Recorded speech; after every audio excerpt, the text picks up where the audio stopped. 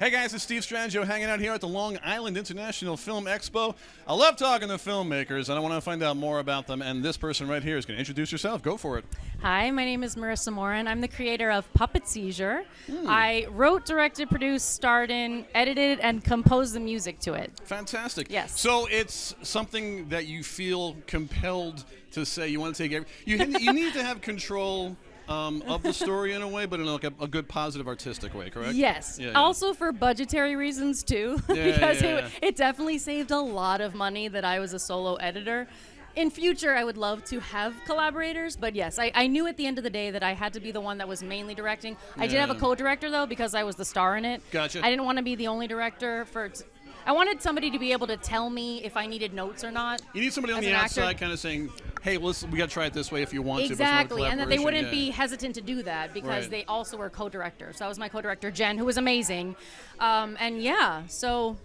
Well, before we talk to that experience, tell us a little bit more about the story. Sure. So Puppet Seizure is about an aspiring recording artist who arrives home, plans with taking her hot producer out for a sexy night on the town. Nice. But she's interrupted by her family's puppet show rehearsal, which tests her abilities to prove she's really a cool rock star, not a nerdy puppeteer.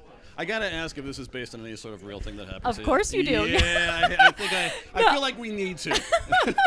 So nothing in the story actually happened in real life, but it is based on my real life experience running a puppet show company with my mother, who plays my mother in the movie. I try not to cast her, but our dynamic is so spot on because I'm the straight man and she's the like wacky, over the top. You had your entire life to work this out, so here it is. Yes, exactly. But in real life, I did happily run a puppet show company. I say happily, but it was also a lot of like trials and tribulations of running a business with a person who's brilliantly creative but not a good business person. So that led to this humor of Puppet Seizure, of realizing there were so many frustrating moments that I realized, oh, this would be funny later on. And so while there's nothing, it actually is a proof of concept. I have a lot of different episodes of real life experiences, but this particular moment I wanted to find what was the most cringy but also universal concept of like that people would relate to, even though it's about puppets, and it's about wanting to impress somebody and wanting somebody to think you're cool,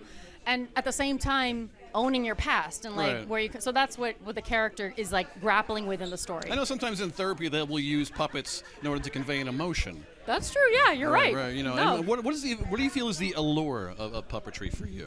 It's funny because in real life I was never really a passionate puppeteer, but I kind of fell into it because I'm a third generation puppeteer actually. Nice. My grandfather, my real grandfather's real life wooden dummy that he performed in World War II, like for the troops. He met Bob Hope. That's in the movie. And so even though in real life I was terrified by this wooden dummy, I realized my character would be more funny if my character was secretly really good at puppets, but she didn't want to admit it.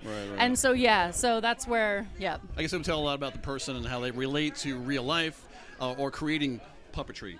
Creating like a world within the puppetry foundation. What's cool is that when I fell into the world of puppetry, because my mom created her one-woman show loosely based off of my grandfather's one-person puppet show, I realized even though I don't particularly love puppets, I love performing, and kids are amazing to perform. They're so unpredictable. You have to be so present with them, otherwise you'll lose them. And so it's such a test of being in the moment, and with puppets, and their imaginations are so wild, and they're so not pressed down, from society and school. And so that's like what's really beautiful that I've realized about working with puppets. And working with kids too, you remember what it's like to be an artist because you need to have that little spark of what it was like to be a kid. Totally. And translate absolutely. And you have that, and that's what the cool thing is. Yes, every time you perform a puppet show for kids, like that is, oh, hello.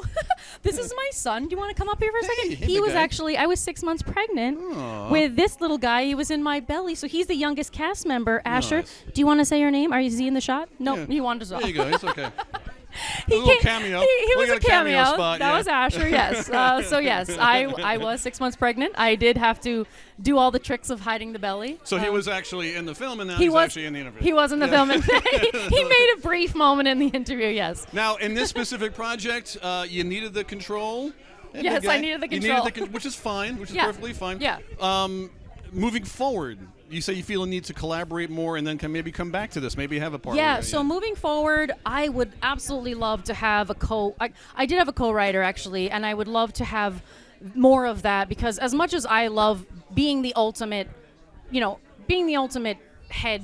For the specific one, you needed to tell your story. Yeah. But at the same time, art is all about collaboration for me. Like I absolutely, it was very isolating when I was editing and composing the music most of the time, and the most fun was being on the set with everybody and doing the pre-production, with other people because I was the solo editor. And as much as I'm happy and proud of what I did, that's not, to me, I couldn't wait to get back to moments like this where you're sharing it and you're like collaborating. Yeah. And so it's all about collaboration for me for the future, especially because we're going to be writing the pilot episode. There you go. So that's the plan, is to Fantastic. basically expand what we showcased in this 15-minute film and go from there. Where can people find out more information about you and your projects? They can find me on social media. Puppet Seizure, you can look that up. It'll be on Instagram, on Facebook, although I mostly post on my own, but you can find me through that, and also YouTube.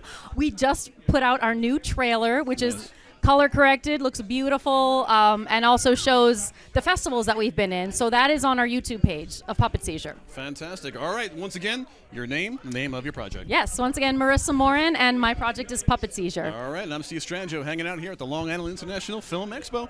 Where's that kid?